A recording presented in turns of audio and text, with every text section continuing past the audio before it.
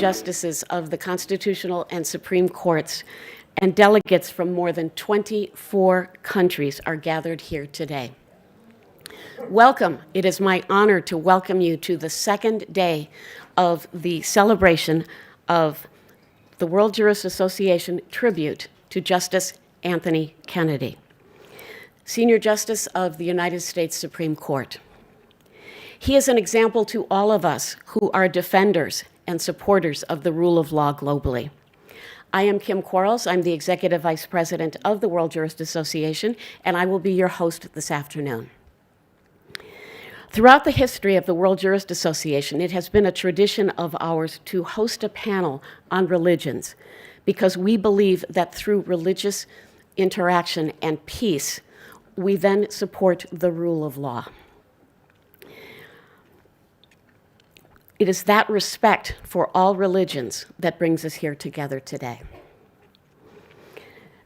So, this panel will discuss religions for peace, advocating for moderated and free practice. So without further ado, I call to the stage Vivian Redding, who will be moderating this panel. Vivian is the Vice President of the World Law Foundation and also a former commissioner of the European Commission. Vivian, I welcome you to the stage. Also, Mohammed Isaac Saka from Argentina. He is the chief rabbi of the Sephardic community of Buenos Aires and president of the Menorah World Organization for Youth. Gerardo del Pozo from Spain, who is the professor emeritus of San Damasio University, and Abdul Latif Al-Rutag from Saudi Arabia, who is the secretary of International Commission of Jurists of the Muslim World League. Ms. Redding, to you.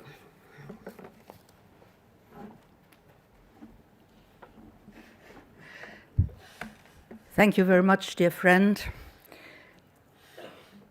Dear all, the teaching of yesterday has shown us in a clear and very profound way democracy, rule of law, and human rights are together and they form the modern state order. Individual liberties are the base of the rule of law. And these individual liberties bind governments, which have the responsibility to preserve dignity, equality, human rights, including the freedom of religion.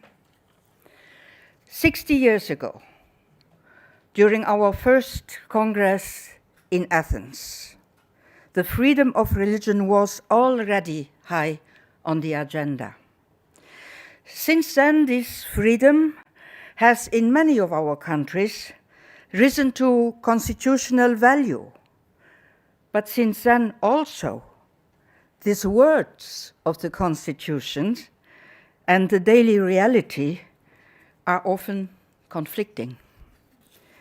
And today, well, today we live in a very uncertain time, and the regionally inspiration is not there anymore, as strong as it was times ago.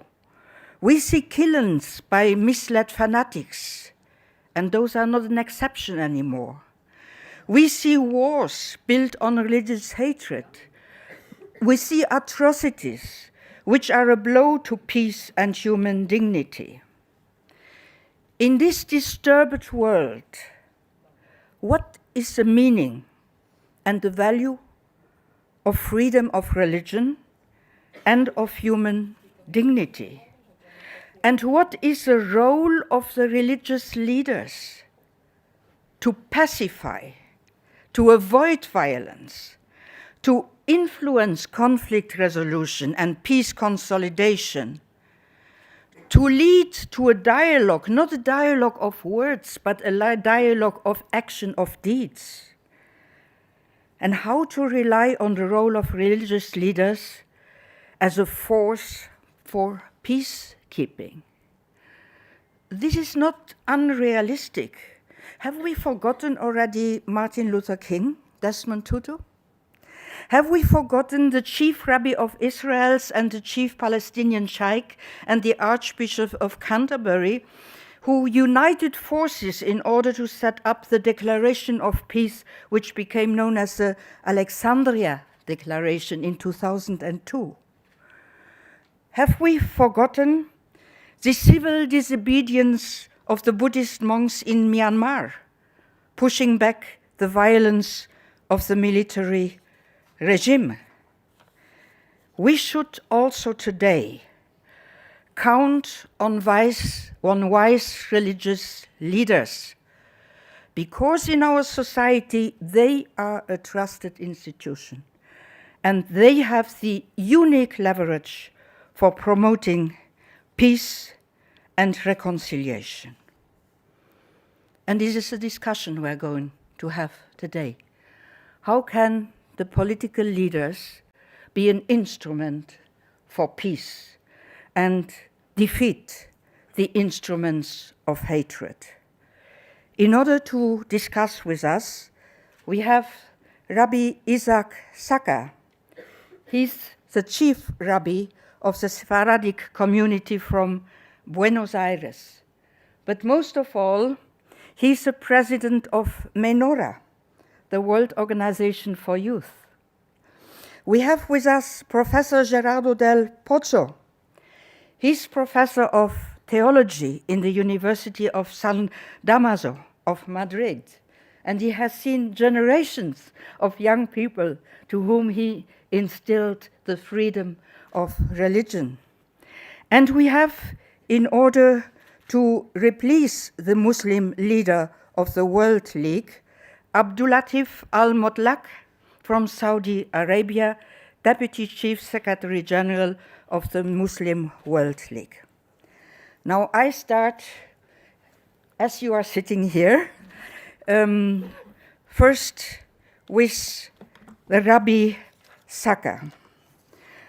Rabbi, because you are the chief of a very important community, and you are tabling on the future, because you have developed a youth movement, and I suppose you are influencing that youth movement with ideas. So I suppose that you underline, and I have read your speech of 2021, where you underline religious freedom as a fundamental right, and you call for tolerance, acceptance of cultural diversity. And your speech of last year, 23, where, and I speak very bad Spanish, los hijos son la construcción de los padres, meaning that if the parents have hatreds, the children are going to have hatred too. Rabbi, how to avoid that? The floor is yours.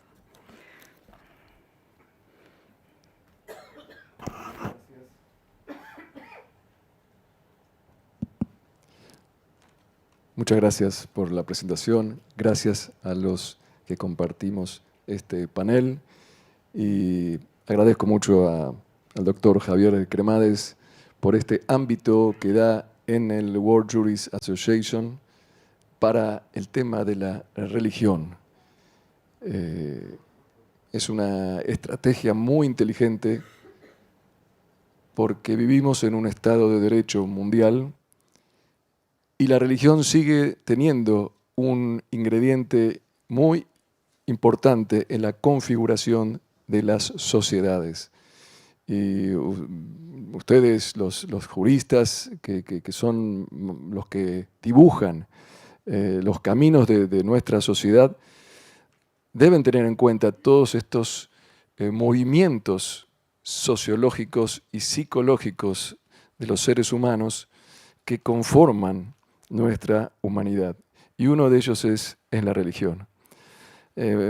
Como usted presentó muy bien, tengo la satisfacción de venir de un país, de Argentina, de Buenos Aires, y y soy rabino de la comunidad sefardí. Sefardí significa la comunidad judía originaria de España. Para mí es una gran emoción estar aquí en España, en este foro, viniendo de un país donde se construyó en base a los valores de la libertad y de la igualdad, y conjuntamente con un líder del cristianismo y del islam en España, con un judío más acá también, es como una especie de mensaje de esperanza para este mundo revoltoso y complicado que nos toca vivir. Mis bendiciones a todos ustedes por dar esta oportunidad, por lo menos de un hálito de esperanza. Y como cuentan en nuestros pagos en Buenos Aires, empezando con el tema propiamente dicho, la religión tiene un problema. La religión habla en nombre de Dios, habla de Dios, es una autoridad suprema. El problema es que Dios después también puede ser utilizado por los hombres y con argumentando o invocando a Dios se pueden generar guerras, catástrofes e injusticias. De hecho, como usted nombró, muchas guerras se generaron por temas religiosos en Europa, las guerras de Europa que hubo entre protestantes y católicos, guerras entre distintas ramas de distintas religiones.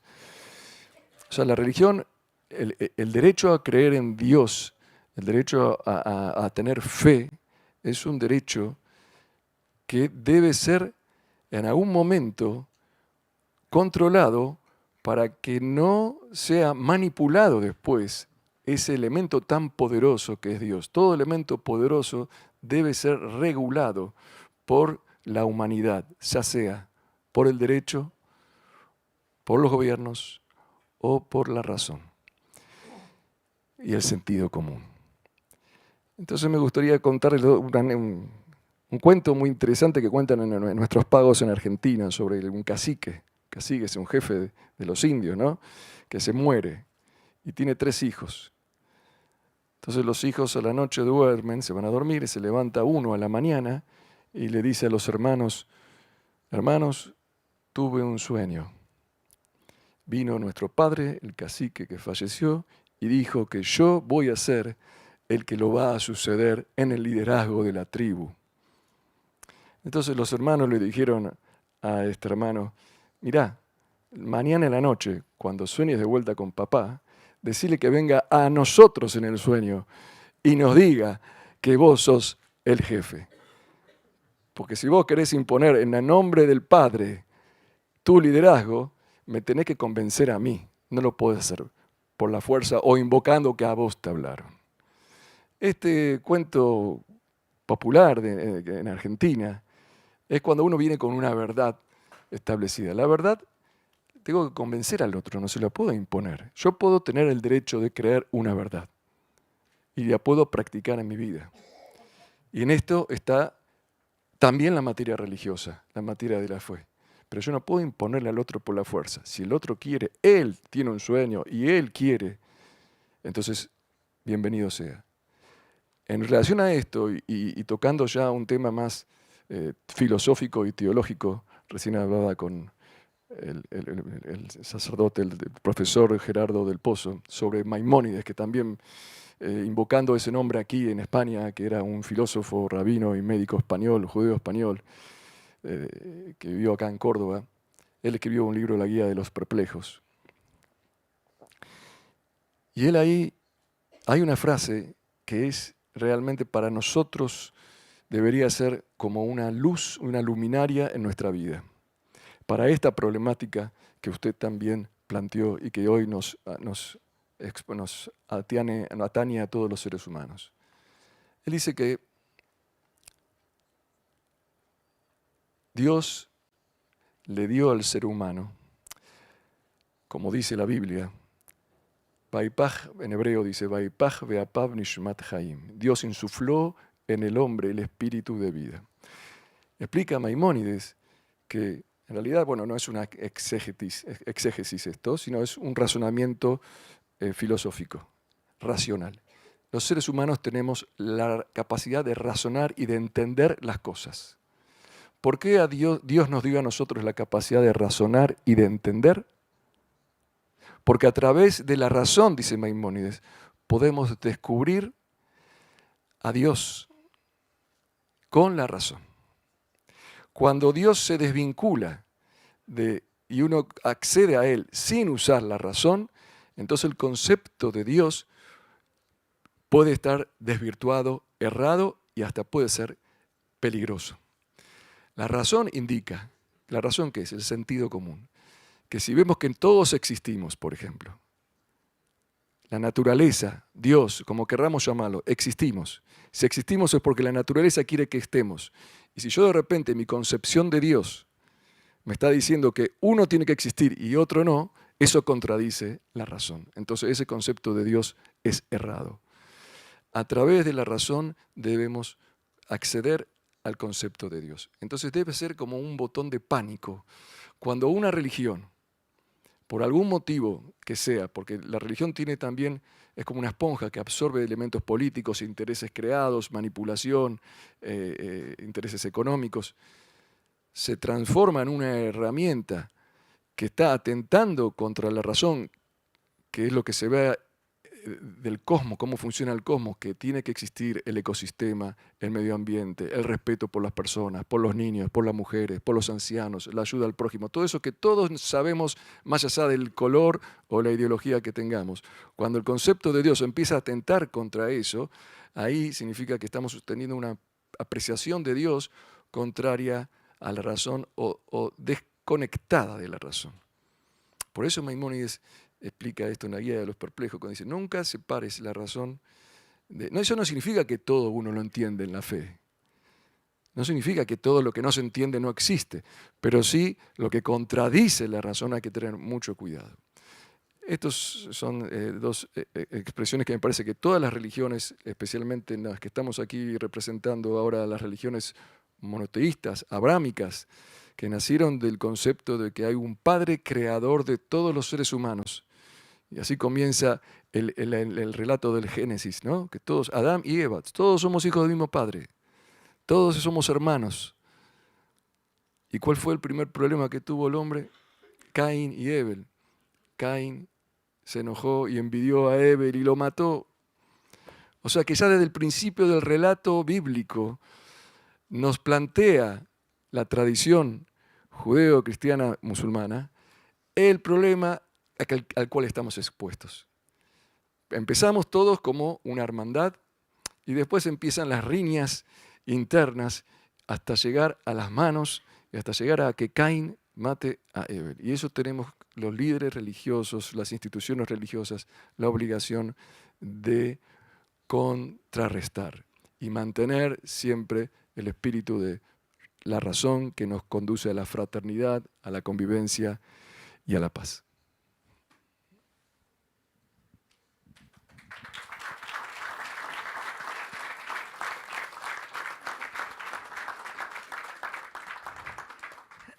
Thank you, Rabbi. And you have seen from the applause of the audience how much your words were deep and convincing.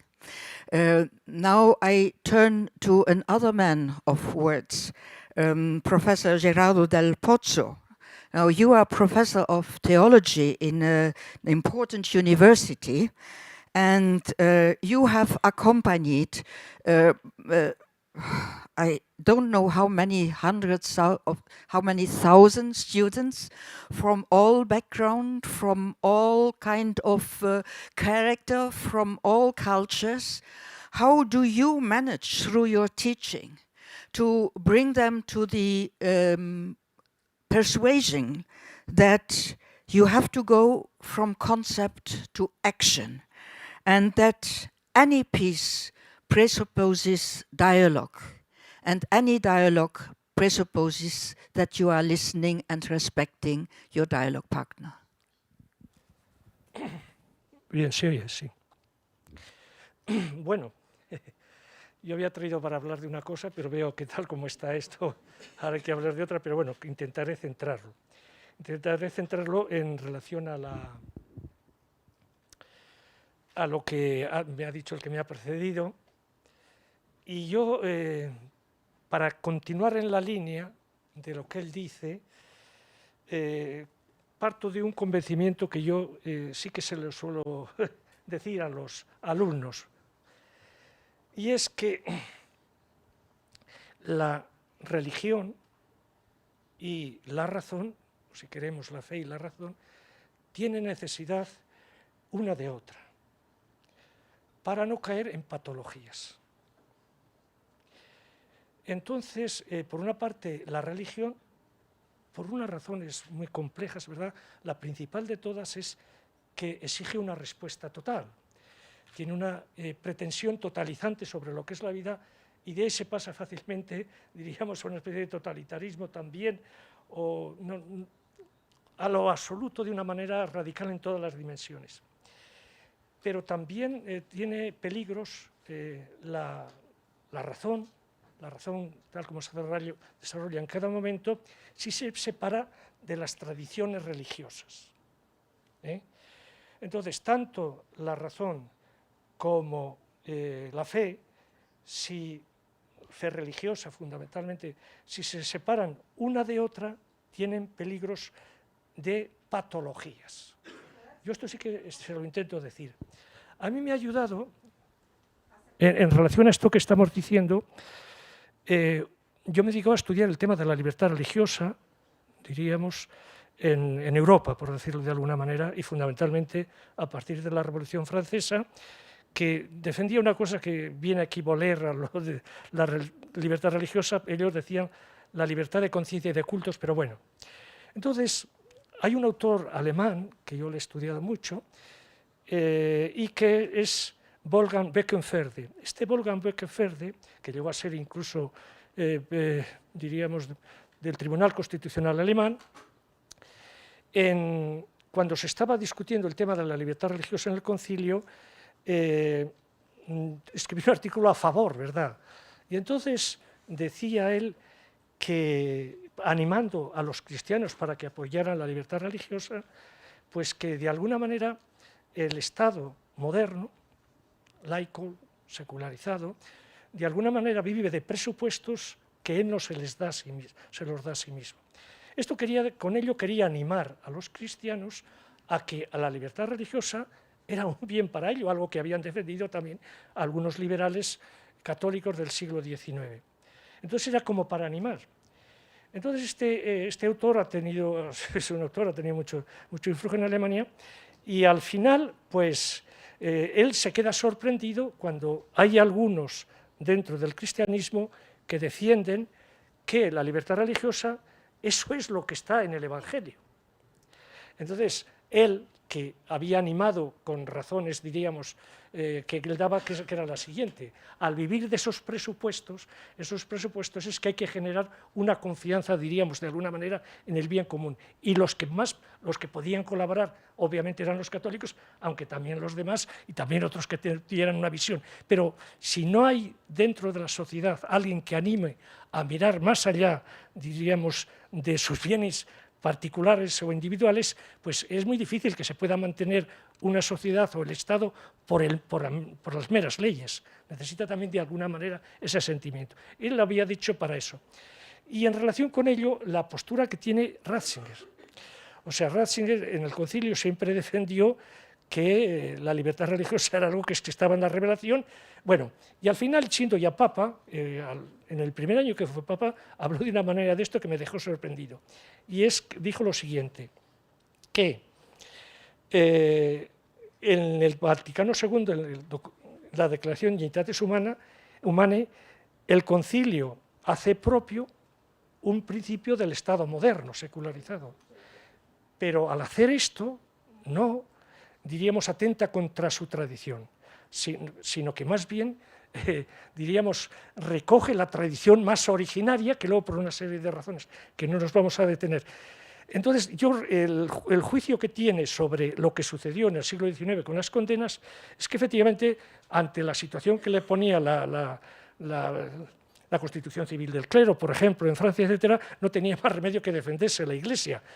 Pero faltó entonces, diríamos, la claridad para dentro diríamos, del conjunto de errores y peligros que había también para la Iglesia y para la sociedad, que traía la Revolución Francesa, el principio de la libertad religiosa, pues se podía haber afirmado, ¿eh?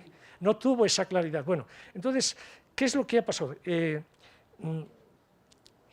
Beckenfelde decía que efectivamente la libertad religiosa no ha sido traída ni por la Iglesia Católica, ni por las iglesias protestantes, ni por los teólogos, ni siquiera por el derecho natural cristiano, sino que ha sido traída por, diríamos, el Estado moderno, diríamos, los juristas, y el derecho natural, pero secularizado. Bueno, ¿con esto qué quiero decir yo? Que efectivamente puede haber patologías tanto de parte de la religión, por esas razones que tenemos, como por parte de la razón. Y por parte de la razón, aquí estamos hablando en un contexto jurídico, lo jurídico luego pues está muy condicionado, digamos, por las convicciones, etcétera, y suele tener una tendencia a veces a lo formal o a no tener en cuenta un conocimiento moral de la naturaleza humana, etcétera, y en este sentido pues necesita también el ponerse en contacto con esas tradiciones religiosas que luego en cada uno son de una manera diversa. En este sentido yo creo que el querer establecer desde un punto de partida de una razón abstracta, unos principios normales, es muy difícil de una manera abstracta al margen de las tradiciones religiosas. Y esto es lo que yo quiero introducir a los alumnos, que sean sensibles, por una parte, a este aspecto que tiene la razón que cada momento se desarrolla y que sirve, diríamos, para que no tenga estas patologías que puede tener, pero también lo contrario, siempre desde la fe en que para nosotros la verdad, desde el punto de vista cristiano, pues está absolutamente clara.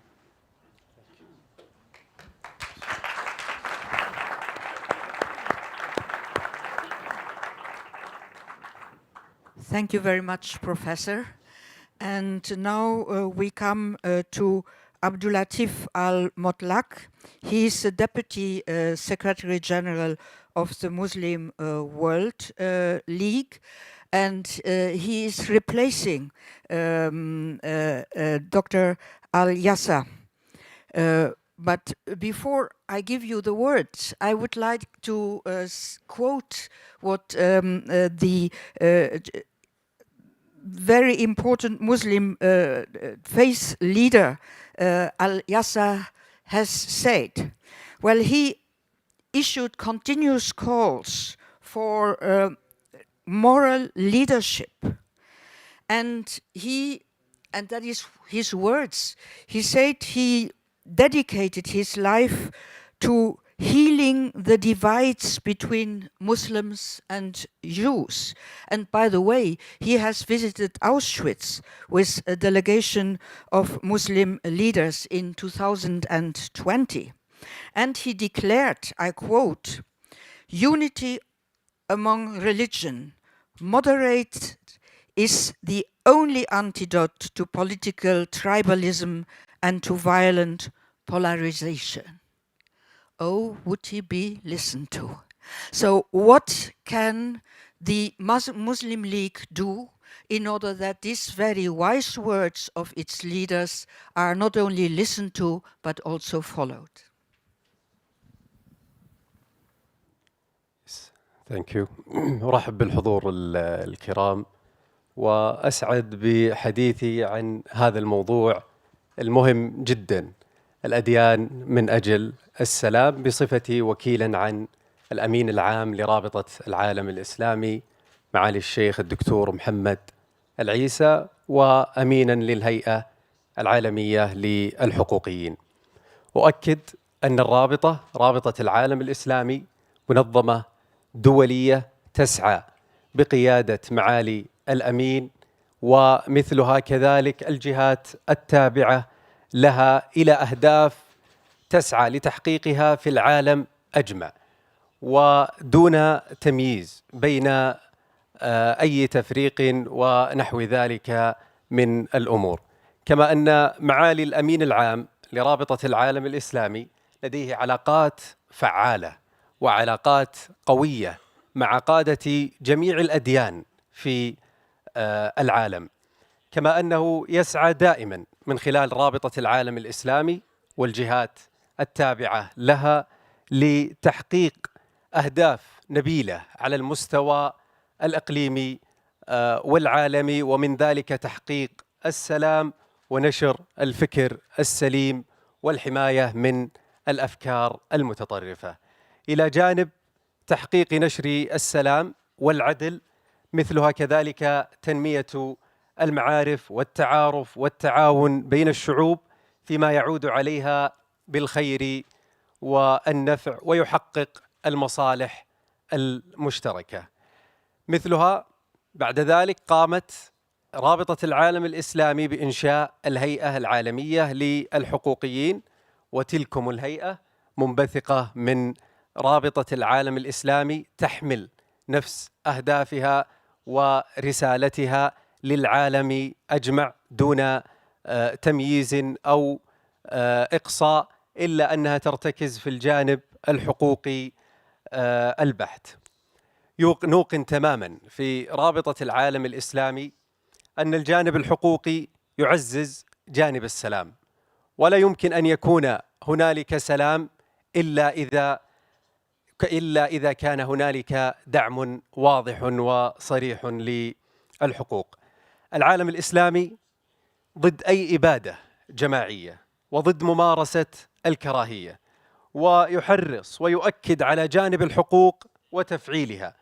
ولذلك نرى في رابطة العالم الإسلامي أن الأمين العام أقام مؤتمر وثيقة مكة المكرمة التي صدرت من أكثر من 1200 عالم ومفتي ومفكر حول العالم. عززت تلكم الوثيقة الجانب الديني، ركزت على جانب احترام الأديان، احترام حريات أتباع الأديان، وكذلك احترام حقوق المرأة والشباب والأقليات في العالم أجمع.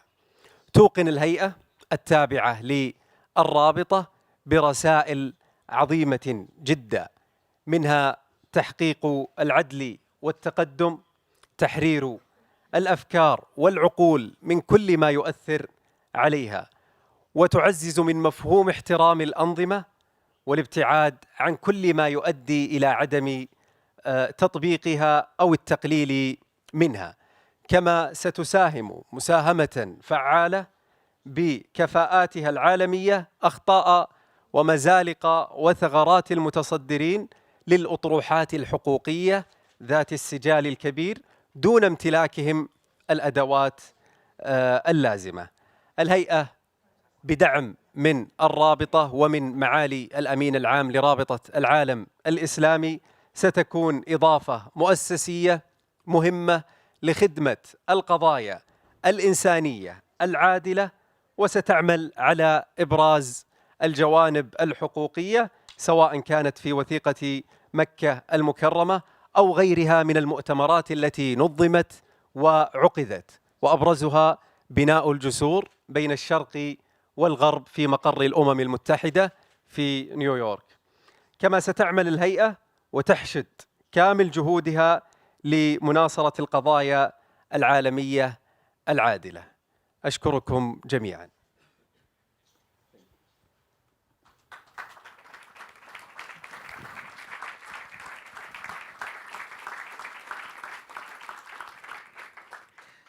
Thank you, Deputy Secretary General, and thanks the three of you for your input. I would like in the second round to bring all what you have said together, because they belong together. You have not been opposing each other, and your analysis has shown to the same direction. Now, how can this same direction be used by the three major Abrahamic religions in order to go to the same direction? And in order to persuade also the political leaders, the young people, the youth who are very quickly excited for an idea, to utilize this strength in order to work together That means, how can you imagine, you, the rabbi, you're the professor of religion, you, the deputy secretary general, to do something together with your institutions so that the responsibility and the trust the people put in you could be listened together. Rabbi Secker, you said that the name of God is very often used in a bad way. And that is why there needs to be some regulation. So could you also, in your answer, tell us a little bit how you see this regulation in order to bring benefit and not to be a barrier to the free spirit?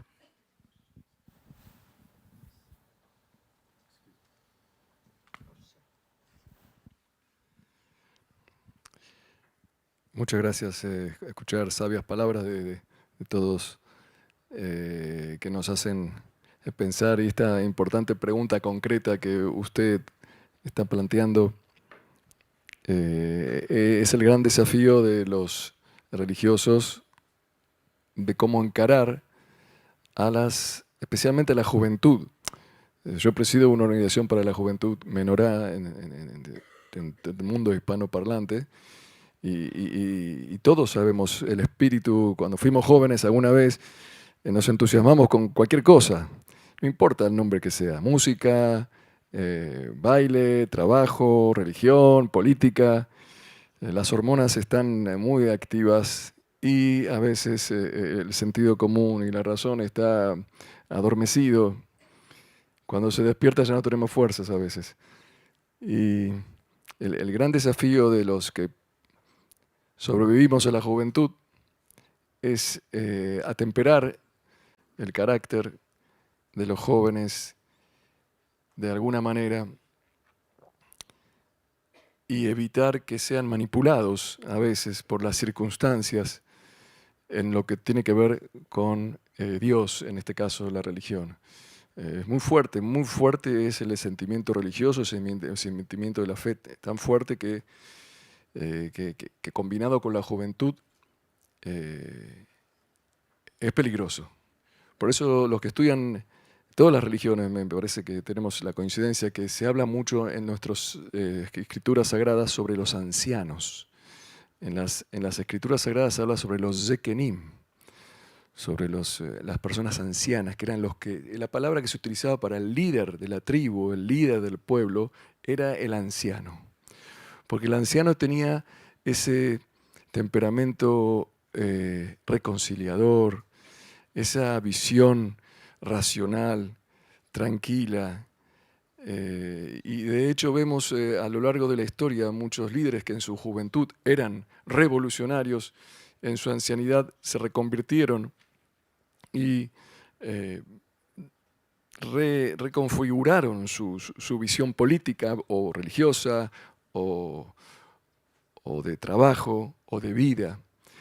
La palabra anciano que está en las escrituras, como la palabra del líder, eso se debe de alguna manera transmitir a los jóvenes.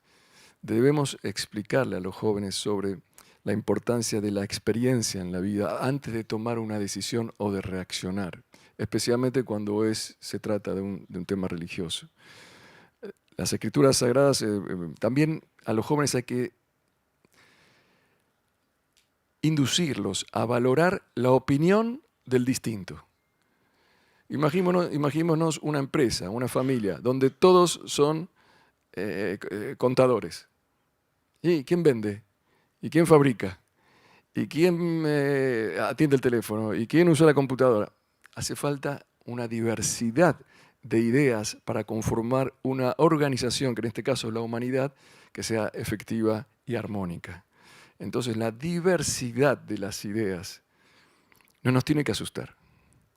Cuando yo veo a alguien que tiene otra religión, no lo veas como con prejuicios y ya te pones a la defensiva, como antropológicamente se sabe que uno ve algo distinto y le agarra miedo. No, velo, observalo como una oportunidad para incrementar tu sabiduría, tu vida, con el conocimiento que tiene el otro y vos no tenés. El ejemplo más llamativo de esto en la Biblia es, si me permiten los colegas, es el relato de la Torre de Babel.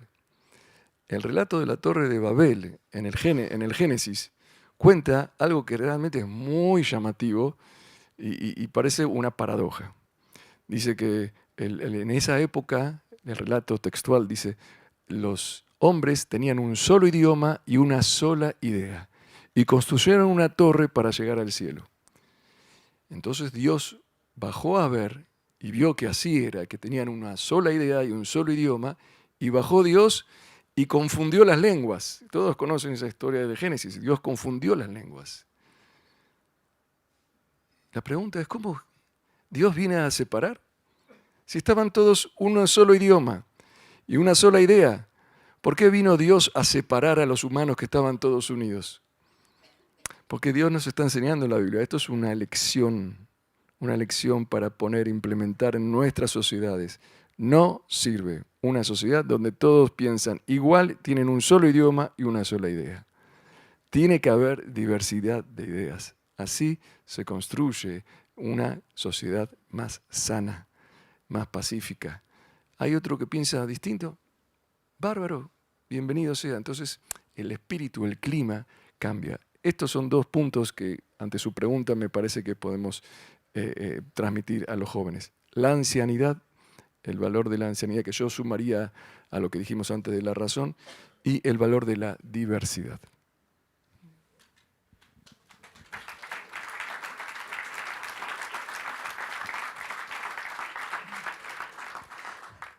The value of new ideas, which change the way young people are looking at reality and observing and analyzing what is around of them. Professor, you have said that belief and reason are two things which need to go together. If not, you do not have humanity. How do you instill that into your students, and what is the result of your students? When they go out, do they have this belief and reason in one person?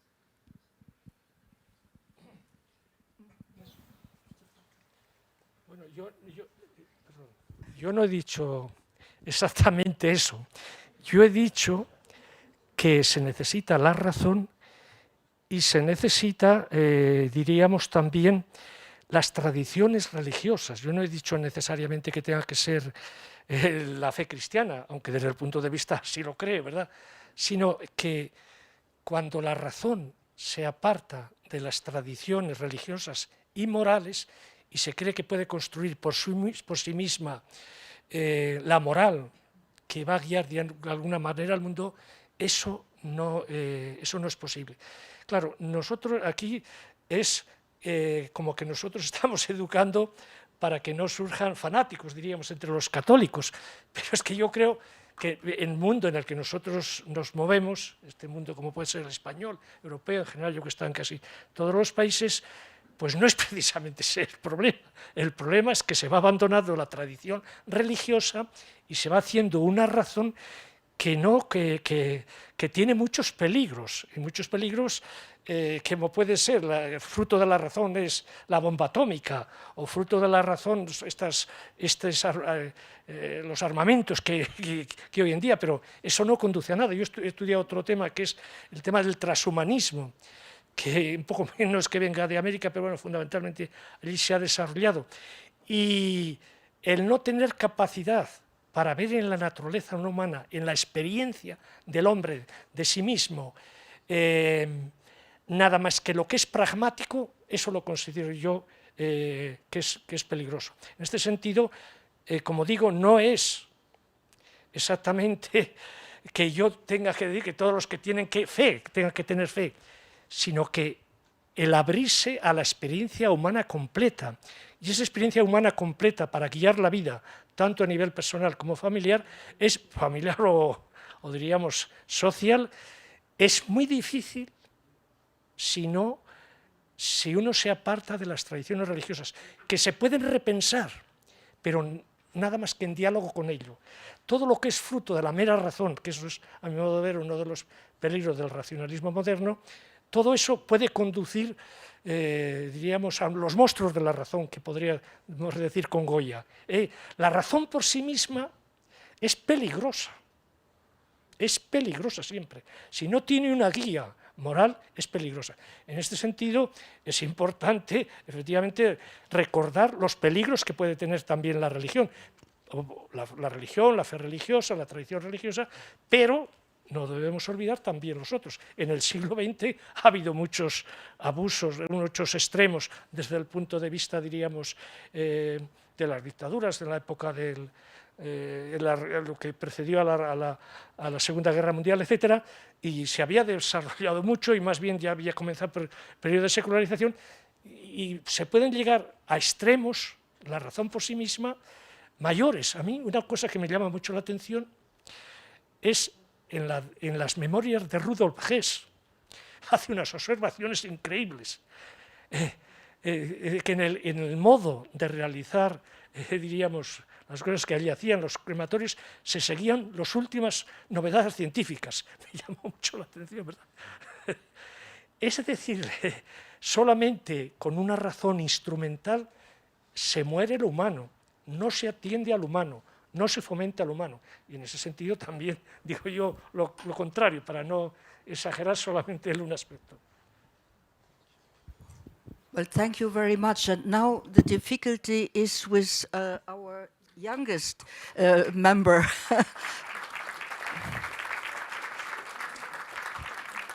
You, Deputy Secretary General, you have now heard two wise men coming to the same conclusion, that we need dialogue. You have also said that, and you have explained that how you do the cooperation between nations and people in your own religion. Could you imagine, as a young person having heard the wise men speaking now, that this cooperation would be extended to all the Abrahamic religions?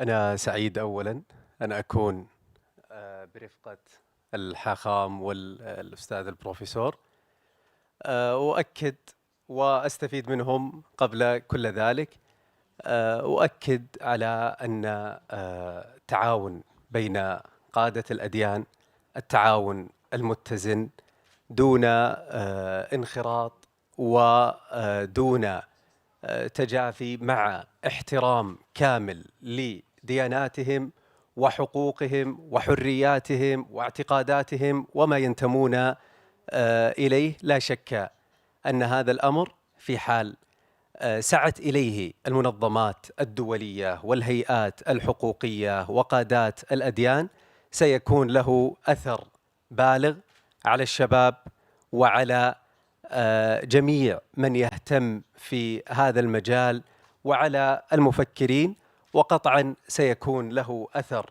بالغ وملحوظ، وبذلك يتحقق السلام للعالم أجمع. هنالك مفهوم يعني خاطئ أو مفاهيم خاطئة منتشرة بين الوسط الشبابي ومنتشرة ربما بين كبار السن أحيانا.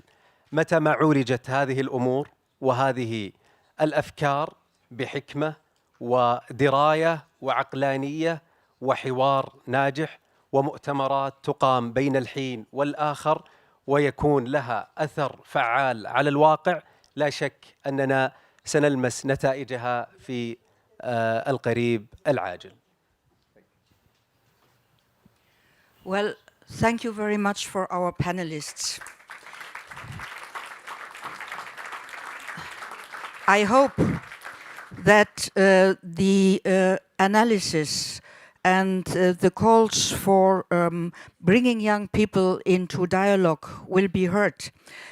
Let me finish with a quote from Hans Küng, who said, there cannot be peace among nations without peace among religions. And I think what we have heard this evening is a good beginning, and I hope that our organization can continue this and bring this to a very concrete way of action. Thank you very much.